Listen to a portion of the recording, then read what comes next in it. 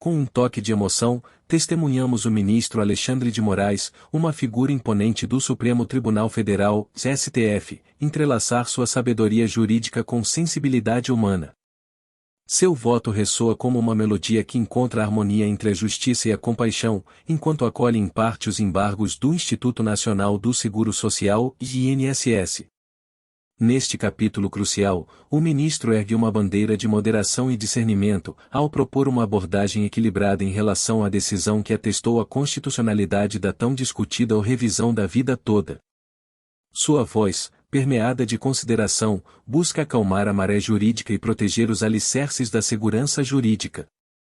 Entre as páginas de seu voto, encontramos clareza e razão. Moraes delineia sua visão, arguindo que certos benefícios previdenciários, agora extintos, devem ser poupados dos efeitos da revisão. Ele tece uma teia de raciocínio ao defender a não revisão retroativa e o não pagamento de parcelas que outrora foram liquidadas antes do julgamento definitivo. Alicerçado na noção da segurança jurídica, o ministro traça um mapa da evolução jurisprudencial. Ele nos lembra que a atuação do INSS se fundamentava na interpretação jurídica da época, não ultrapassando os limites impostos pelas leis. Cada palavra do ministro é como um farol que nos guia por entre as águas tumultuadas do debate jurídico. As notas de sua argumentação ressoam ainda mais forte quando ele aborda as parcelas já pagas e as decisões judiciais. Moraes, em sua visão cuidadosamente forjada, clama pela justiça social.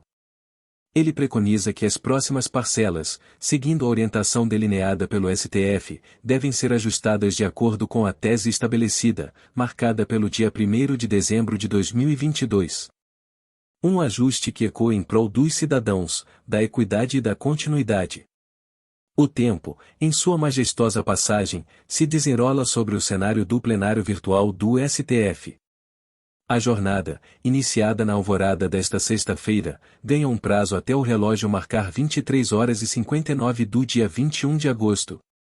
Dentro deste horizonte, a voz de qualquer ministro pode ecoar como um pedido de vista ou destaque, uma possibilidade que pode reiniciar o julgamento no ambiente tangível do plenário físico. Neste capítulo da história jurídica, as palavras do ministro Moraes ressoam como um farol de clareza e empatia, mostrando-nos que a justiça é uma sinfonia complexa, onde as notas do passado e os acordes do presente se harmonizam para um futuro mais equitativo. A história que se desenrola diante de nós é marcada por uma pausa significativa, uma pausa que ecoa como um silêncio profundo no Tribunal da Justiça. Desde o dia 28 de julho, uma calmaria inesperada envolve todos os processos que carregam as esperanças dos que anseiam pela tão discutida revisão da vida toda. Como uma paleta de emoções, essa suspensão se estende até que a ata de julgamento dos embargos interpostos pelo INSS seja enfim publicada. A voz do ministro Alexandre de Moraes se ergue como uma ponte entre as necessidades práticas e as aspirações daqueles que dependem deste desfecho.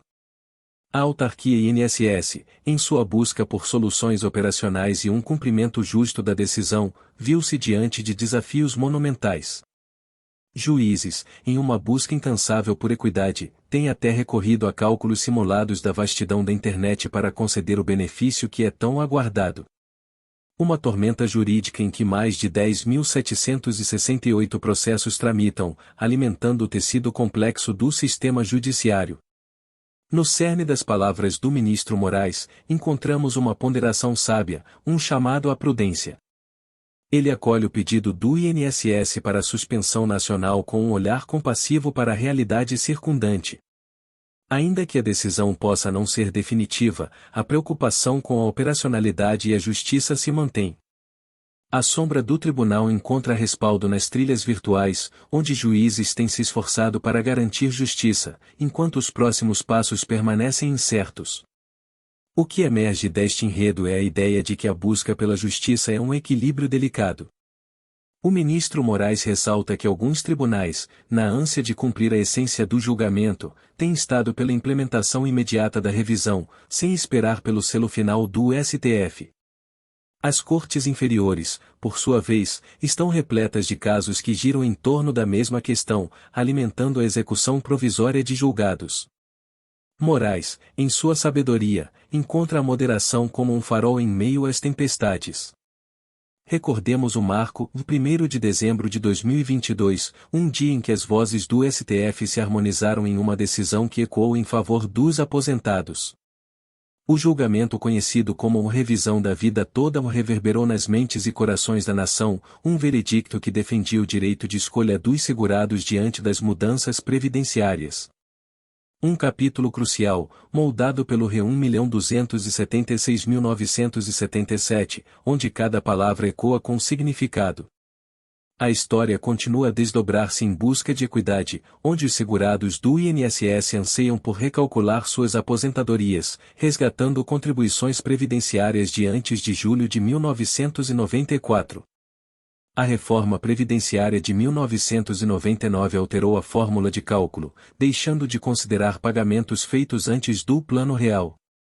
Este é o enredo no qual o INSS interpôs embargos de declaração em maio de 2023, buscando suspender processos e anular o acórdão que reconheceu um direito vital. Nas linhas e entrelinhas deste drama, a voz do ministro Moraes ressoa como uma guia moral. À medida que aguardamos o desenrolar dos embargos de declaração, o espectro das instâncias ordinárias permanece diverso, e enquanto algumas detêm a respiração até a baixa definitiva da ação no Supremo, outras persistem na caminhada, dando voz a um amanhã mais equitativo.